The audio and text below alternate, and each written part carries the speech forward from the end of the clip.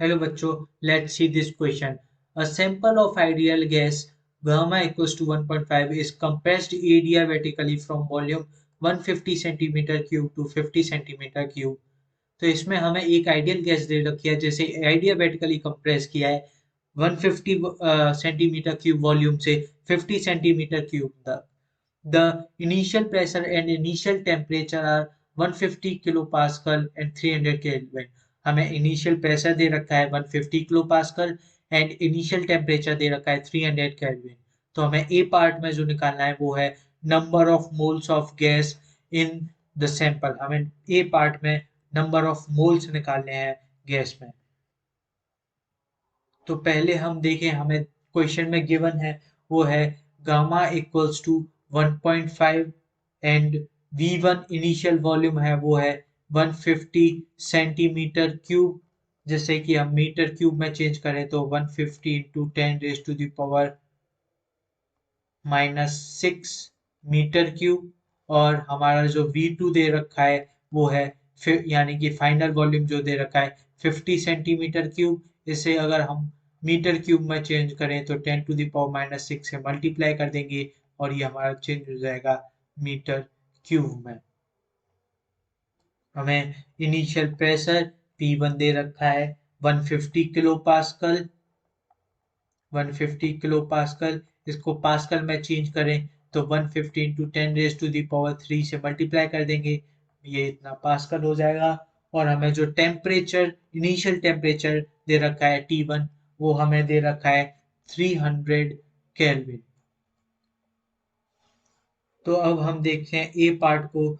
तो हमें ए पार्ट में नंबर ऑफ मोल्स निकालने हैं.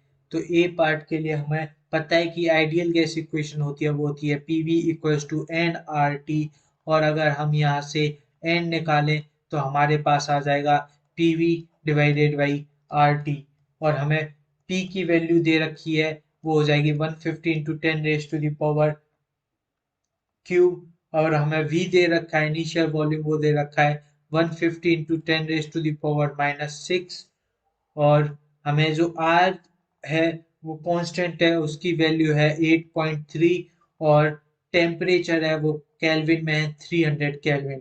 तो हमें इसे सॉल्व करके जो हमारे पास आएगा वो आएगा 9.036 इंटू 10 रेज टू दावर -3.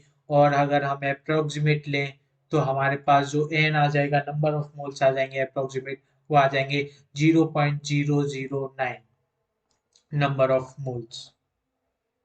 अब हमसे बी पार्ट में हमसे पूछा है the molar heat capacity at constant volume.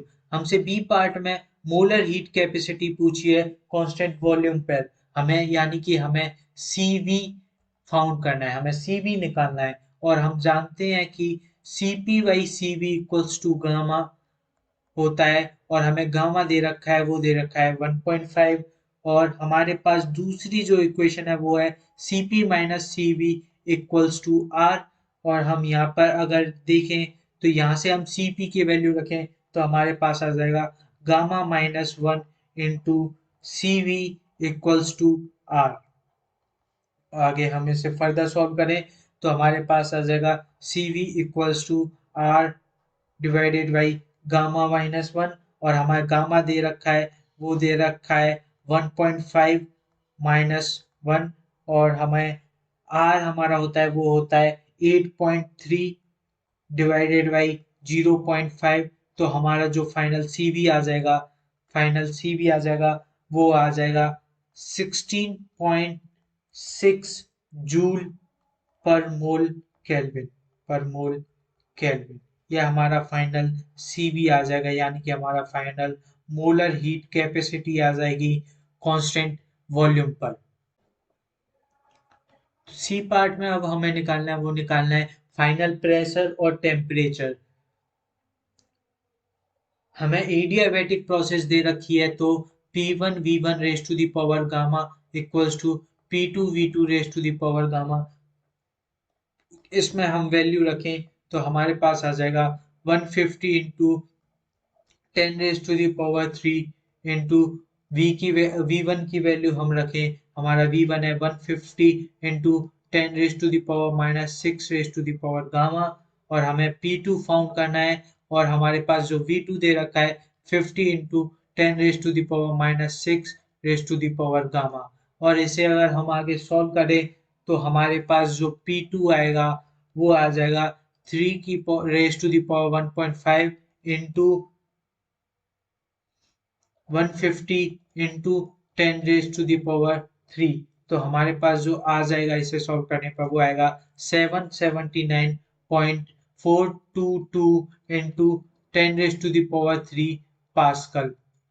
तो हमारे पास जो फाइनली P2 आ जाएगा वो आ जाएगा approximate 780 kilo pascal. 780 kilo pascal हमारे पास P2 आ जाएगा। और अभी हमें इसमें फाउंड करना है टेम्परेचर। तो अब T टेम्परेचर और प्रेशर में क्या रिलेशन होता है एडियाबैटिक प्रोसेस के लिए?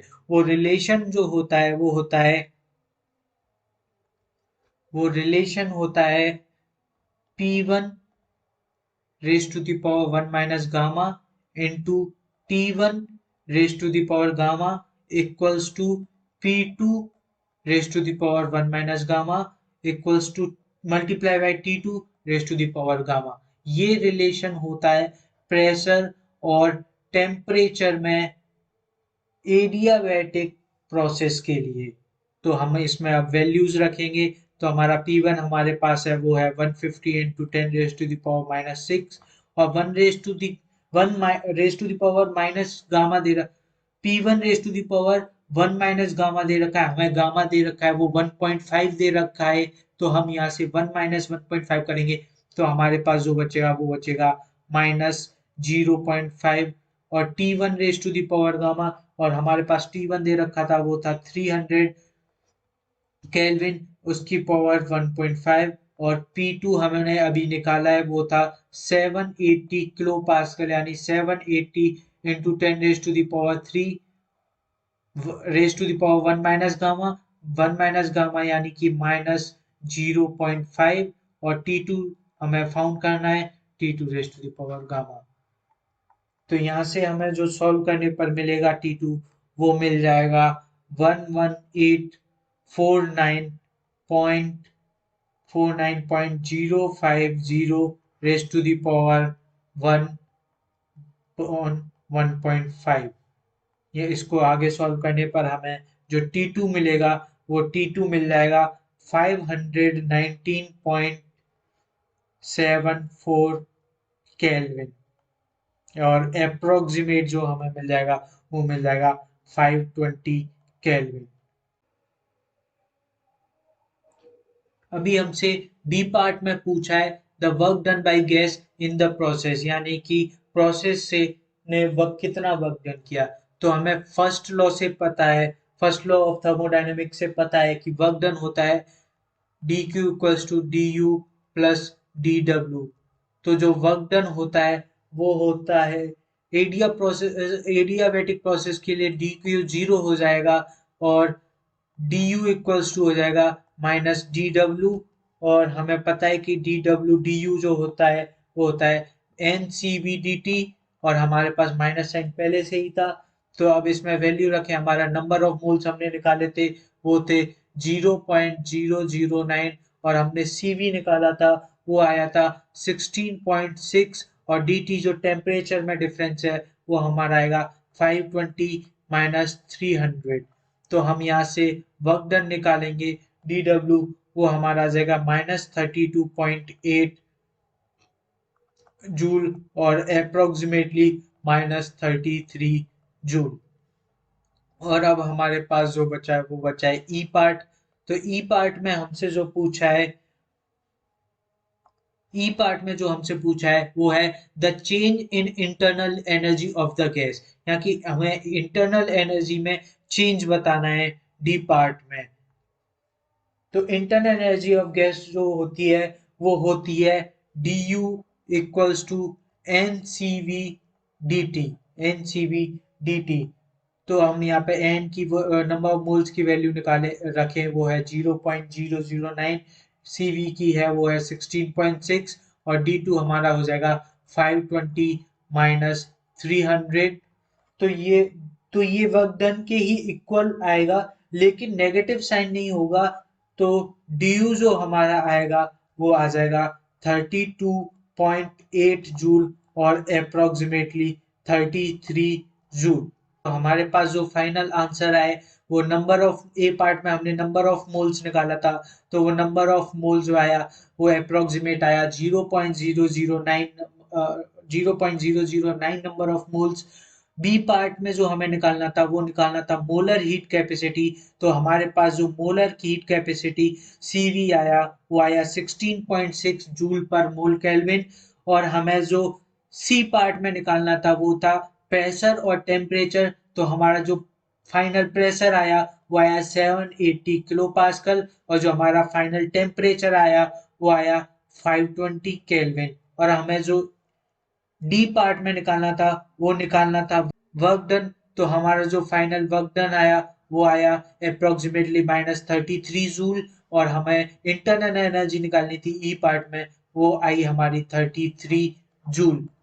Hope you understood it well. Best of luck.